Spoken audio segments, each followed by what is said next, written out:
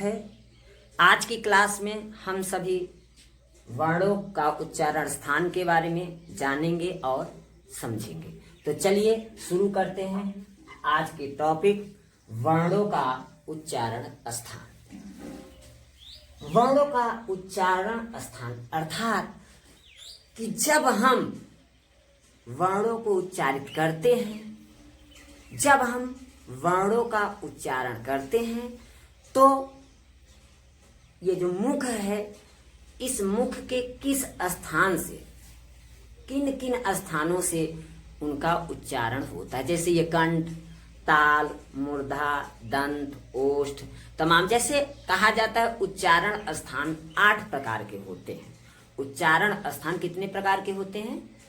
8 प्रकार के होते हैं। कहीं कहीं वर्णन 7 का भी देता है, ठीक है ना।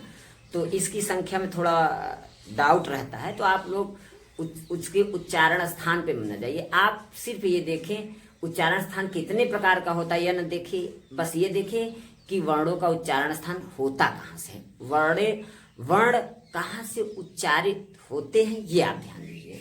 तो चलिए पढ़ते हैं वर्णों का उच्चारण स्थान। ये सूत्र है सर, सूत्र के ही माध्यम से आप समझें। और ये एक साइड में लिखा है उसकी व्याख्या, ये सूत्र है और इसकी व्याख्या है। जैसे कंठ, ताल, मूर्धा, दंत, ओष्ठ, नासिका, कंठताल, कंठोष्ठ, दंतोष्ठ, जीवा मूली, अनुस्वार, नासिका अनुस्वार से, ठीक है ना। तो ये सब है उच्चारण स्थान, इसी की व्याख्या करते हैं, आप लोग इसको ध्यान से समझें। जैसे सूत्र है अकुह, अकुह विसर्जनिया नाम कंठ। सूत्र है अकुह विसर्जनिया नाम कंठ। ये सूत्र हमको ये बता रहा है कि देखिए इधर हमने व्याख्या कर दिया है, आप लोग इसको ध्यान से समझे। कु का, कु देखिए कु लिखा है, कु का मतलब होता है क वर्ग। कु का मतलब होता है क वर्ग, और क वर्ग से तात्पर्य होता है कि अपने पंक्ति के सारे अक्षर, जैसे क वर्ग का मतलब क, ख, ग, घ, अंग। तो कु का मतलब होता है क वर्ग, और क वर्ग का तात्पर्य होता है अपने पंक्ति के सारे वर्ण, जैसे क, ख, ग, घ और अंग। ये हो गया। तो अ और क वर्ग और विसर्जनिया नाम, विसर्जनिया मतलब विसर्ग, और देखिए ह, सॉरी, क वर्ग और ह, और किसका? विसर्जनिया नाम, विसर्गों का अर्थात विसर्ग का, इन सब का दिया है। ये पूरे के लिए षष्ठी बहुवचन लगा है। और विसर्ग, ये विसर्ग है सिंबल, विसर्ग का उच्चारण स्थान कंठ से होता है। जैसे फिर से देखें, अ, क वर्ग और ह, अ, क वर्ग, ह और विसर्ग का उच्चारण स्थान कहाँ से होता है? कंठ से होता है। सूत्र लिखा है अकुह विसर्जनिया नाम कंठ। ठीक, इसको आप समझे कंठ से किन किन वर्णों का उच्चारण होता है। चलिए दूसरा देखिए, ईचू यशा नाम ताल। देखिए अब हम जानेंगे कि ताल से, जैसे ये कंठ हो गया, आप पढ़ेंगे क, ख, ग, ये यहाँ से, ठीक। तो कंठ हो गया, आप इसको जो है आप अभ्यास भी करके देख सकते हैं, कंठ। फिर देखिए ताल से किन किन वर्णों का उच्चारण होता है। ईचू यशा नाम तालु। ई चू का मतलब होता है च वर्ग। चू का मतलब क्या होता है? च वर्ग।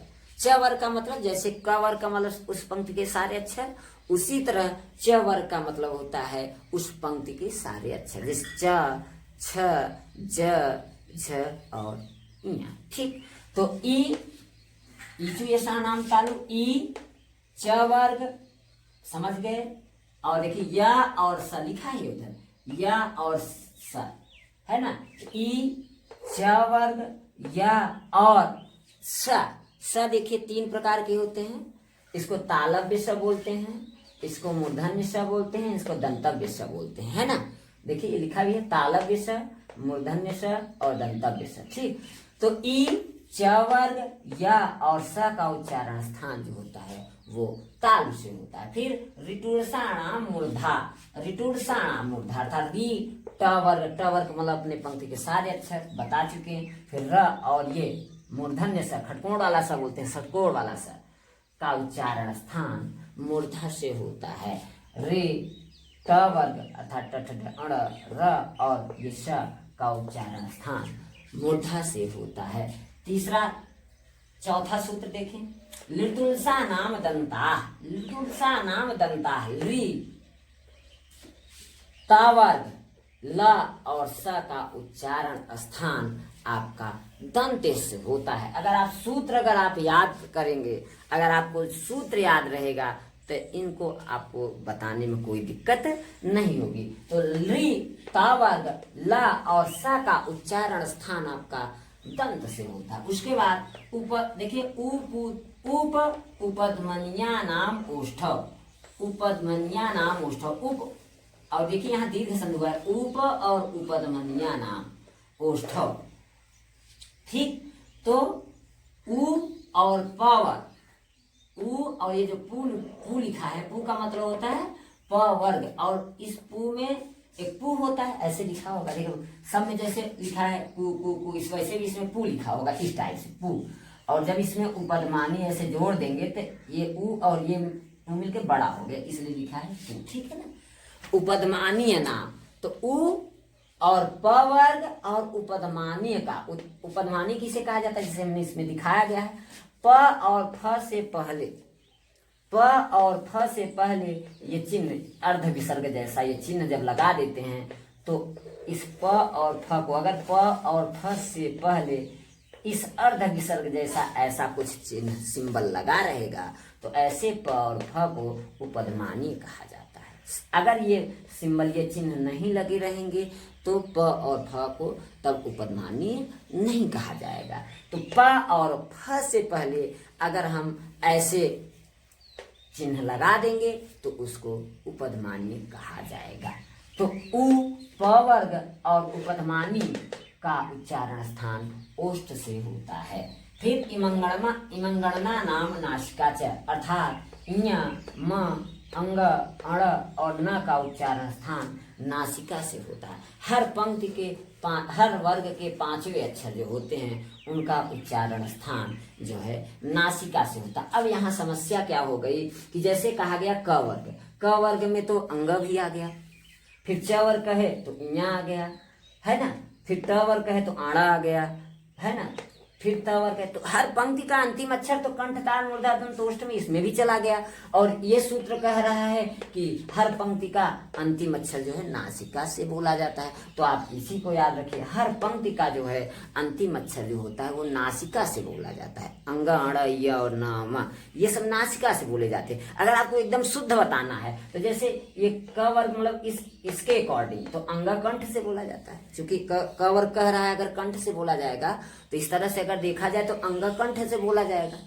है ना, तो अंग कंठ से बोला जाए। यहाँ अंग बता रहा है नासिका से बोला जाए, इसलिए अगर आपको ज्यादा शुद्ध बताना है तो नासिका प्लस कंठ बता दिए। अगर अंगा का पूछे, चूंकि उधर कंठ है और उधर नासिका है। अगर इया का पूछे तो इधर इसके अकॉर्डिंग या तो ताल से बोला जाए, चोचा छजा ताल हो गया, लेकिन यहाँ नासिका है तब ताल प्लस नासिका बता दिए है ना। लेकिन अगर अकेले आपको बताना है तो यही आपको बताना पड़ेगा नासिका, ठीक है ना। फिर ए ऐ का उच्चारण स्थान कंठ तालु से होता है, देखो लिखा है ए दै तो कंठ तालु, ए ऐ का उच्चारण स्थान कंठ तालु से होता है। उसके बाद ओ दौते कंठोष्टम, ओ और अ का उच्चारण स्थान जो होता है वो कंठोष्ठ से होता है। फिर लिखा वकारस्य दंतोष्ठम, अर्थात व का उच्चारण स्थान कहाँ से होता है, दंतोष्ठ से होता है। तो वकारस्य दंतोष्ठम अर्थात व का उच्चारण स्थान आपका दंतोष्ठ से होता है। उसके बाद कहा जीवा मूल्यस्य जिह्वा मूलम, अर्थात जिह्वा मूल्य का उच्चारण स्थान आपका जिह्वा मूल। जिह्वा मूल होता है जिह्वा की जड़, जिह्वा मूल का मतलब क्या होता है, जिह्वा की जड़, तो जिह्वा की जड़ से होता है। अब जिह्वा मूल किसे कहा जाता है, कौन जिह्वा मूलीय वर्ण होते हैं, तो जब हम क और ख से पहले इस अर्ध विसर्ग जैसा अगर हम चिन्ह लगा देंगे तो ऐसे क और ख को जिह्वा मूली वर्ण बोला जाता है। देखिए यहाँ हमने क्या पढ़ा था, प और फ से पहले अगर हम ऐसा अर्ध विसर्ग जैसा अगर चिन्ह लगा देंगे तो उसे हम उपध्मानी कहेंगे, लेकिन अगर हम क और ख से पहले अगर हम ऐसा चिन्ह लगा देंगे तो उसे हम जो है जिह्वा मूली कहेंगे। तो जिह्वा मूली का उच्चारण स्थान जिह्वा मूल से होता है। फिर उसके बाद नासिका अनुस्वारस्य, अर्थात नासिका, ये जो देखिए ऊपर जो बिंदु लगा रहा था मैं ऐसे सिंबल बना दे तो, और अनुस्वार का जो उच्चारण स्थान होता है वो नासिका से होता है। अनुस्वार का जो उच्चारण स्थान होता है वो कहाँ से होता है? नासिका से। तो इस तरह अगर देखेंगे तो ये पंचम अक्षर और ये अनुस्वार, उसका उच्चारण स्थान जो होता है वो नासिका से होता है। तो ये चार्ट बना है आपका ऐसे, ये इस तरफ सूत्र है और इस तरफ उसकी व्याख्या की गई है कि कौन से वर्ण कहाँ से उच्चारित होते हैं। ठीक, तो ये है आपका वर्णों का उच्चारण स्थान। आप लोग क्या करेंगे, इसको आप लिख लेंगे, सूत्र को याद करेंगे और सूत्र के ही माध्यम से ये बताया गया है, इसको आप समझ लीजिए। तो आज की क्लास में बस इतना ही। आशा है आपको समझ में आया होगा। अगर जो ना समझ में आए तो आप मेरे पर्सनल व्हाट्सएप नंबर पर कमेंट करके पूछ सकते हैं। धन्यवाद।